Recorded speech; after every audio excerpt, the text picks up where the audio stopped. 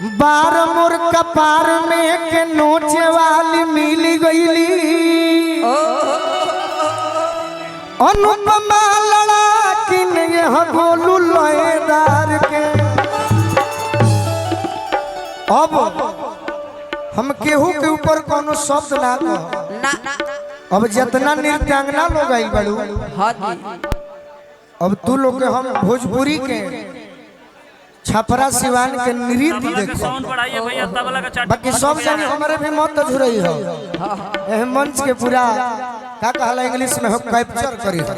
तो चला आगे तू चल ये पहलवान के हाथ और तने पीछे करो नहीं आओ पीछे करो नचे में ठेस लग जाएगी रे बेचारी। आहा चले के राजन भैया हमारा भोजपुरी जगत के वो बड़ी सुंदर गायक चाहे कहीं ब्यास कहीं कर ले हो महेंद्र मिश्र जी यही छपरा जिला के चाहे गायत्री ठाकुर जी जे पुरनिया हुई जनले हुई उनकर एगो हम लय पर तू लोग लायक गीत गाओ।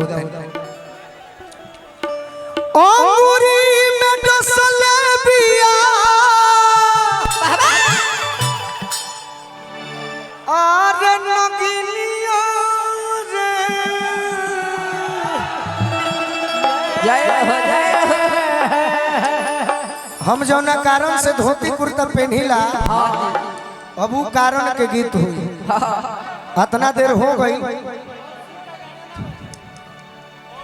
अब तो तू भूखबाव तरह हमारा कनो तब हम बीटू भैया से कह अब हाथ ना जोड़वाई अब टांग के बिगवा दे बोहर सुने के बात सुनो कितना सुंदर हम भाव अपन दर्शावत हैं। आहा ये भी अच्छे हैं लेकिन अभी दूसरे मूड में है। कहतारी का ओ मुरी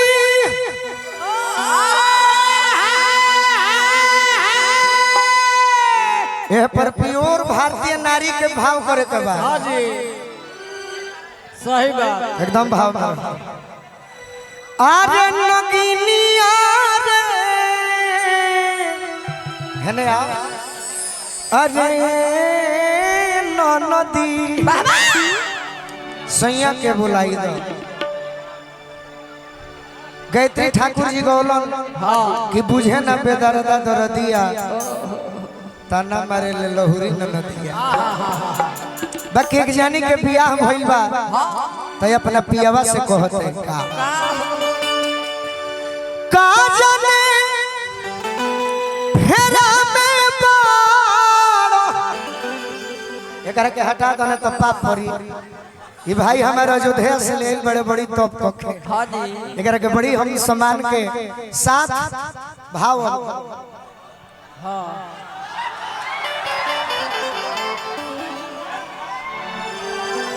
छुआ जाने घरी 30 के बाद छुई है घरी मलमास में बनी का जाने फेरा में बाड़ो और कावना ए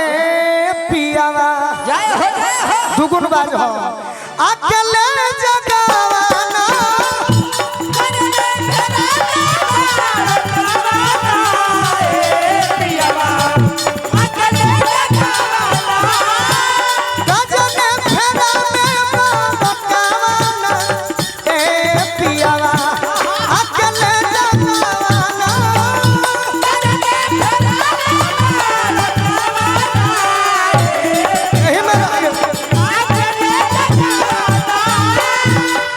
देखी आज के भोजपुरी दुई आदमी के फैन बनल बा। आवाज के जादूगर पवन सिंह जी और दूसर का जरा भी भाव होखे नृत्य होखे वो हवे खेसारी लाल जी। तो हमनी के गीत सुनले वाली जानू कुमार तनी हट तनी वहू जान से नजर मिलेगा। पवन सिंह जी के आज भले नयका नयका गीत बा खूब सुंदर बा लेकिन हमारा गीत में जब हमारे बैंजू वाले भैया भिखारी चाचा लय बजे हम तो पुराना बा जना से लोगन के मजा आई चुमा ले तुम्हें नथिया तुरला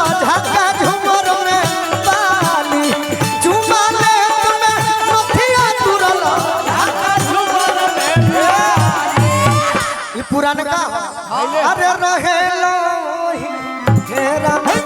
रहेला ओही घेरा में बहुत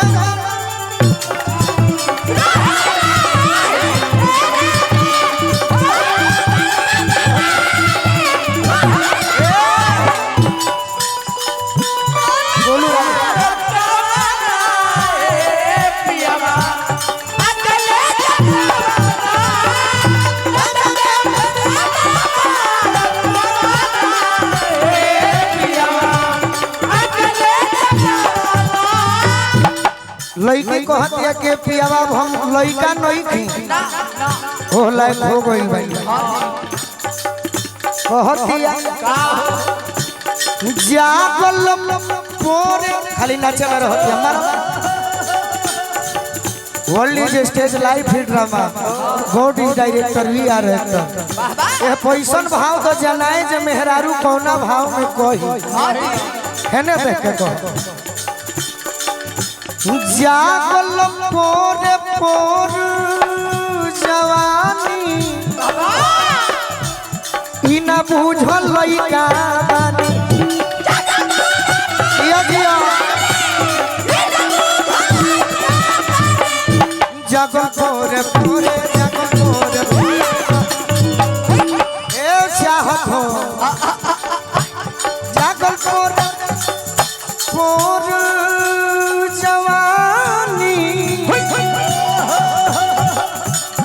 इना बुझल लइका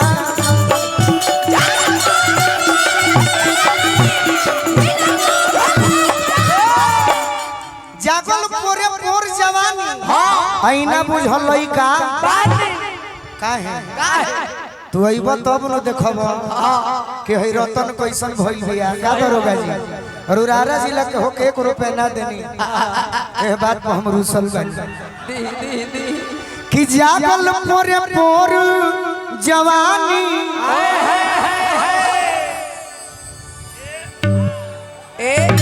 अरे इना बुझल लइका अइबा तब न देखब कि कैसन हाल भइल बिया खेले जोग हो गई अरे खेला जय हो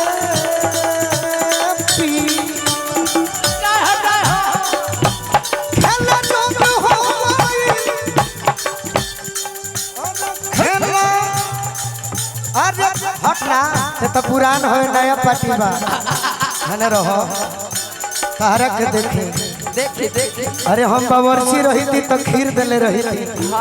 हनुमान रही थी तो सीना में चीर देले रही थी देश के प्रधानमंत्री रही थी अनुपमा तारा भौजी के तोहफा में कश्मीर देले रही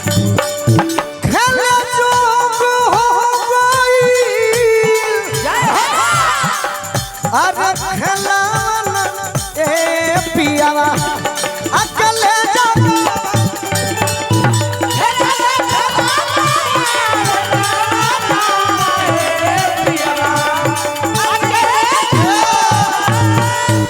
हमारे खेसारियो भैया खराब लय नहीं खेगो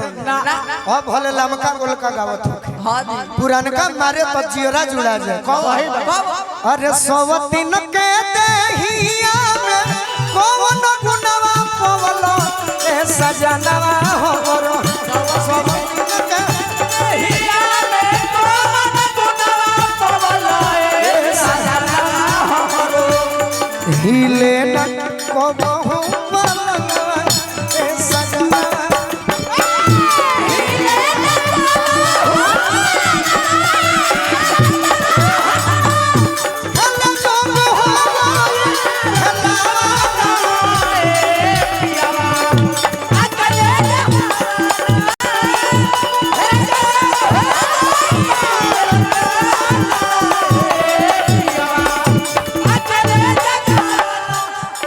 तैयारी में रहो और ये लोग विराट कोहली हो हमनी के धोनी होई मन करी तो खेलाई में तो बैठावे लगो कहतिया कि ए राजू देरी कइले बड़ा पंडित जी के धर दीपू बाबा के हाली से देखा लो पतरा दौली भौजी कहेली कि पतरा जदि ना देखब आ गौने ना लिया जइब तो ई गोलू देवरा हाँ हाँ तो गोलू देवरा बड़ी तंग करता है भौजी आ कहता के डोली भौजी भैया बहरा गइल बड़े वह देवरन के बिना कोठे के प्रसादी बांट दो आहा हाली से देखा लो रे पातारा मोल जनी बेसी खातारा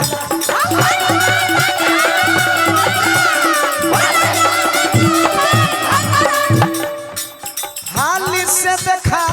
पतरा मोल जनी बेसी खतरा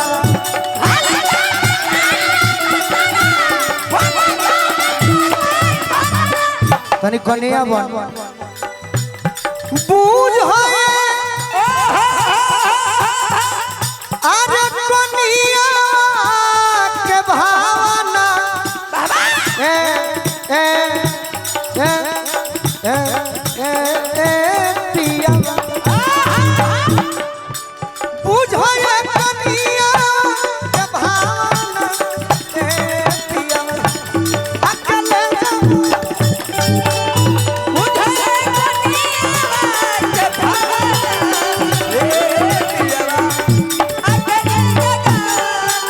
कहतिया के राजा जी माइयों के मनवा बाटे गोलू हो लगनवा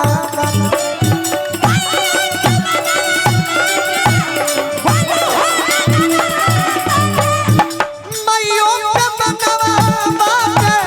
माइयों के मनवा बाटे अरे माइयों के मनवा माइयों के मनवा अरे वो कैसे मस्त कि माइयों के मनवा बाटे गोलू हो लगनवा यही सिवान जिला के गांव हम नहीं जानो बाकी यही सिवान जिला के गीत लिखले बड़न सोनू संगदिल जी कौन गांव पतेजी गांव के हमार भैया हो सोनू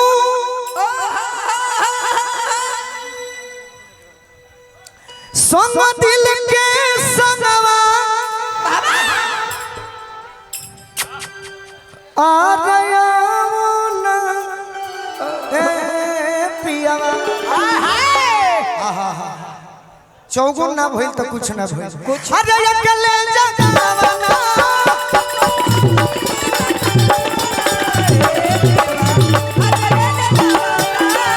सोनू संग दिल के संगवा अकेले जगावाना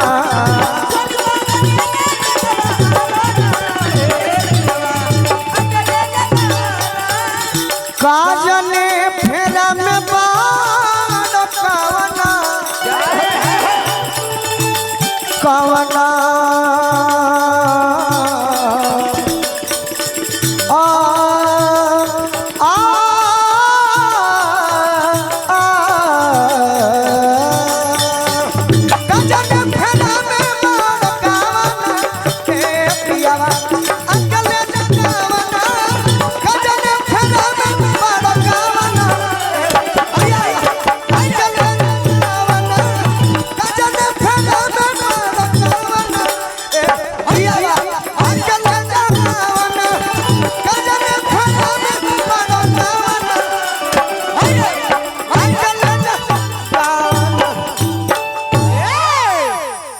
अगर आनंद आइल हो गीत पर तो तनी ताली बजा दो लोग भैया।